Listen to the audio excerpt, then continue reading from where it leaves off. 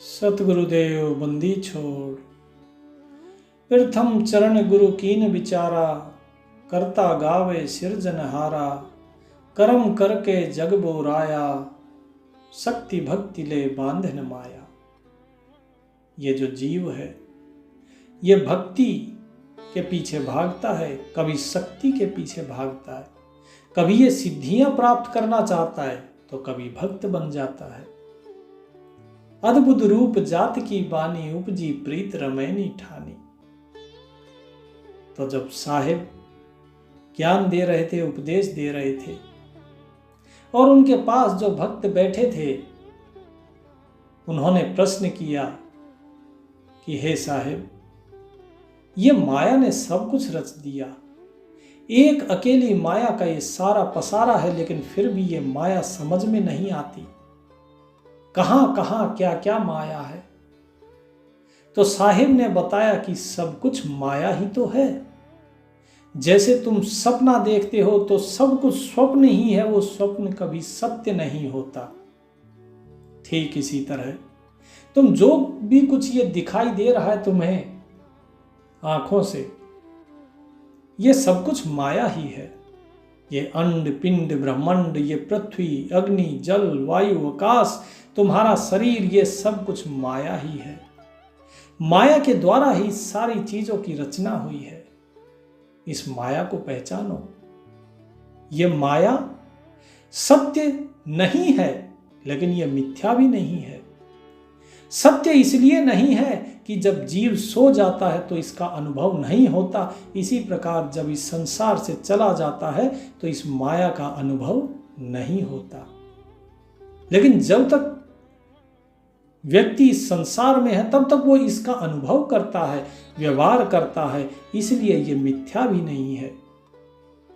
इसीलिए माया को अनिर्वचनीय कहा गया है, जो कि केवल अनुभव से समझ में आए, जिसे वचनों से ना बताया जा सके। वो ना ही वाचनिक है ना ही निर्वाचनिक, इसीलिए उसे कहा जाता है अनिर्वचनीय।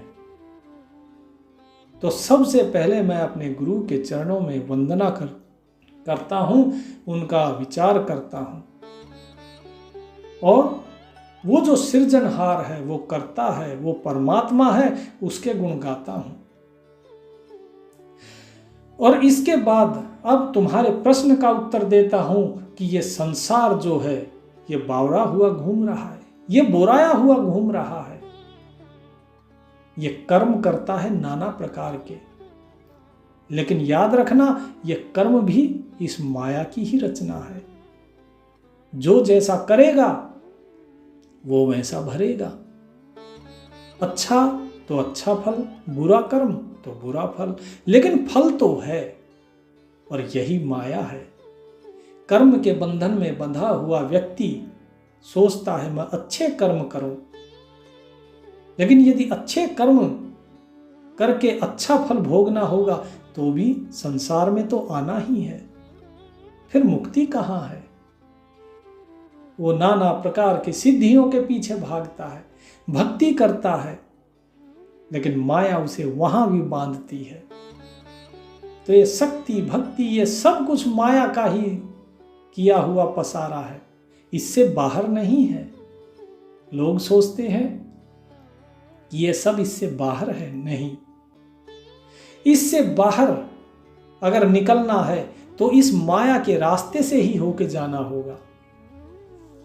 आप अपने घर से अगर कहीं जाना चाहते हैं तो आपको अपने गांव से बाहर निकलने के लिए, अपने नगर से बाहर निकलने के लिए, अपने गांव या नगर की गलियों से ही होके गुजरना होगा। आप सीधा अपने गांव से बाहर नहीं जा सकते हो, उन गलियों से तो निकलना ही होगा। तो वही चीज साहिब कह रहे हैं कि ये जो भक्ति है, ये जो कर्म योग है और ये जितना सिद्धियां वगैरह हैं, ये सब माया की ही है रचना। लेकिन यदि तुम्हें इनसे पार पाना है माया से, तो इन्हीं का ही सहारा लेकर ही बाहर निकला जा सकता है। यह बड़ी ही अद्भुत रूप है उस माया का। अद्भुत रूप जात की बानी, उपजी प्रीति रमैनी ठानी। कि ये बड़ा ही अद्भुत रूप है उस माया का। उसने नाना प्रकार की वाणियां बनाई, नाना प्रकार के कविताएं बनाई। ये सब कुछ माया है। जो हमें अच्छा लगता है ये सब कुछ माया ही है। हमारे अंदर में जो प्रीति उत्पन्न होती है, जो प्रेम उत्पन्न होता है, ये भी उस माया का ही है।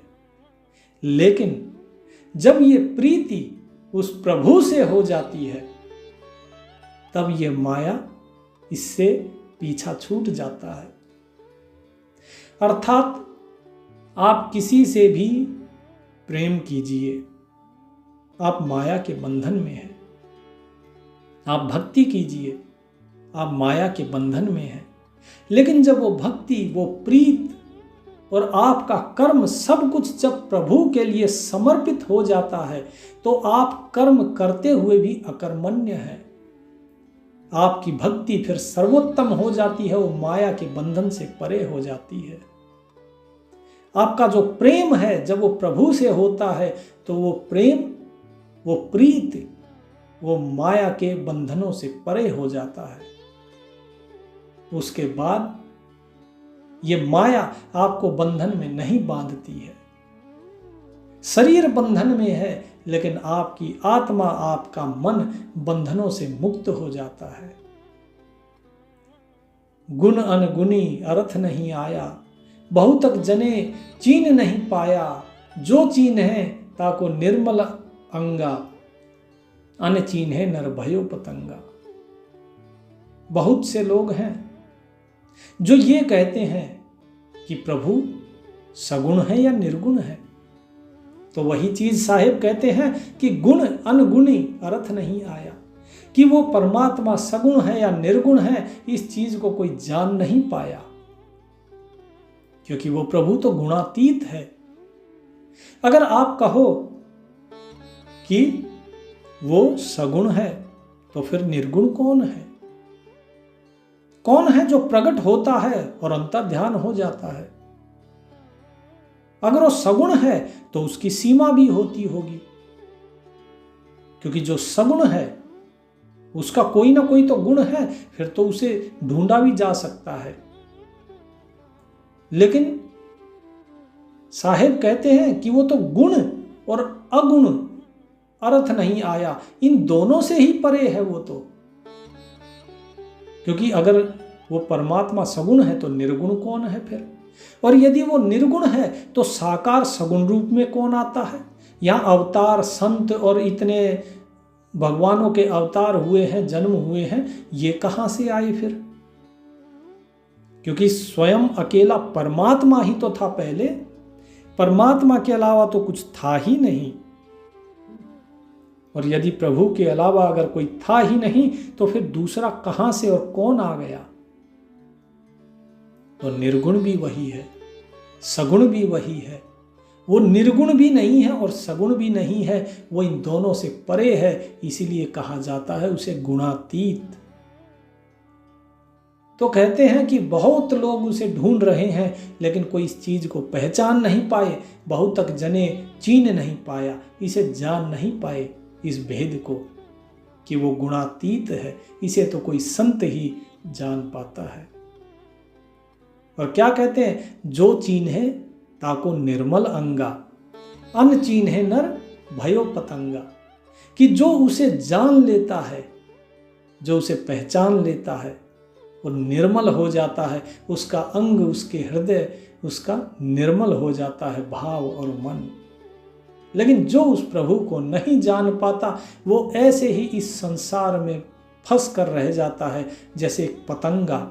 एक पतंगा एक दीपक की लौ के ऊपर घूमता रहता है उसके मोह में, और अंत में प्राण त्याग देता है उसी दीपक के ऊपर।